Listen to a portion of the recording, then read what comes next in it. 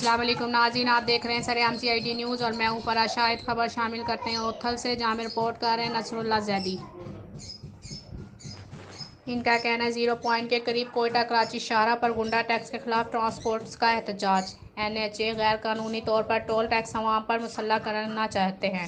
Quetta Karachi road پر گاڑیوں کی لمبی قطاریں لگ گئیں۔ NHO اور انتظامیہ کو کوچز پر پتھراؤ، کوچز کے شیشے ٹوٹ گئے۔ انتظامیہ اور NHO کے حکام کی بس ڈرائیوروں پر شدید تشدد، فائرنگ اور پتھراؤ سے مسافروں کی زخمی ہونے کی اطلاع۔ بندوق کی زور پر ہم سے ٹیکس لیا جا رہا ہے، جس کی ہم مذمت کرتے ہیں۔ NHA کے نااہلی کی وجہ سے عرصہ دراز سے کوئٹہ کراچی روڈ کو دوریاں نہیں ہو سکے، جس کی وجہ سے سینکڑوں قیمتی جانیں ضائع ہو رہی ہیں۔ انتظامیہ اور NHA کی غنڈہ گردی نہیں چلے گی۔ حکومت سے ان غنڈوں کے خلاف فوری کارروائی کا مطالبہ کرتے ہیں۔ کوئٹہ کراچی روڈ کو جب تک دوریاں نہیں کرتے، تب تک کسی بھی صورت غنڈہ ٹیکس نہیں دیں گے۔ مزید جاننے کے لیے دیکھتے رہیے سرعام CID۔